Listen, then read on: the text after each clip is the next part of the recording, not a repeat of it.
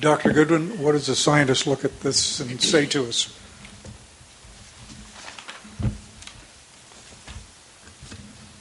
Okay, is that on?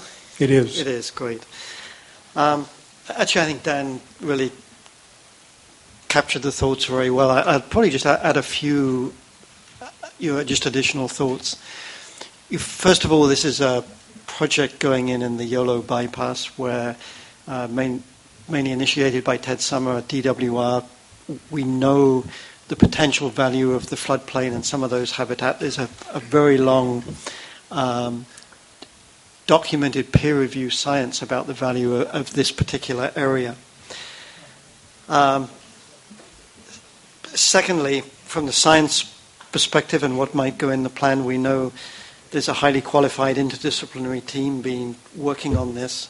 And more recently, you were asking about the kind of structure, and I don't know if Mr. Buck wants to talk about it, but your outreach recently to independent scientists, including Chris Enright, who's got a lot of thoughts, I think, on this project. If you wanted details, I think the value of that to the process, you're rethinking some of the excavation versus habitat mixes in the light of recent research.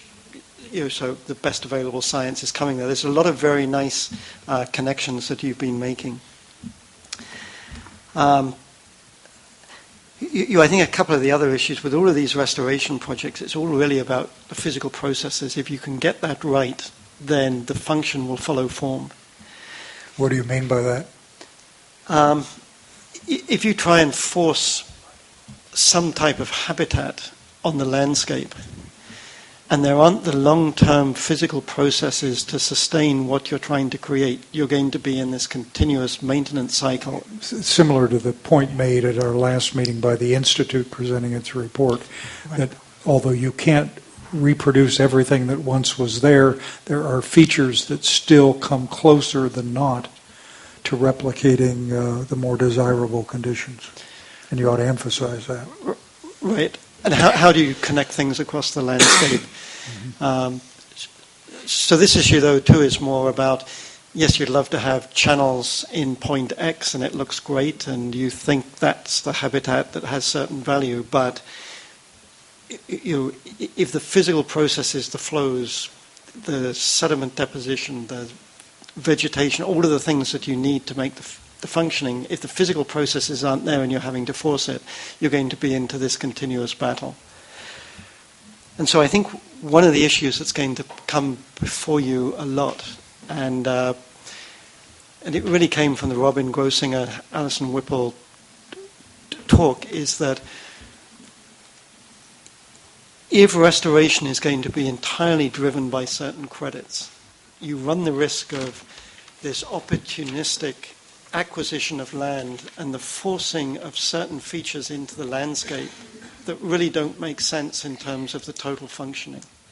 So if you're too prescriptive in what should be in point A or point B, you run the risk of ending up with this jigsaw of features that really don't connect in a sustainable way. And so one of the questions, and this is why, of course, in the Delta Plan, it's linking things back to the landscape models, the landscape perspective. And I think that the willingness on this particular project to understand those processes, what fix, what's actually going to be there a decade from now, 2 decades from now, 100 years from now, is really the way that you need to be looking at things. So maybe I'll stop there if you have specific questions. Chris, I know you've been engaged in this for some time, or certainly in the YOLO bypass. But I think this is the type of issue that's basically what I'm trying to get, and I think the council would like to know, is when ideas like this come up, what kind of questions should we be asking, not of this particular project, but of projects in general? It's just a methodology, an approach we could use that would be helpful. So, okay.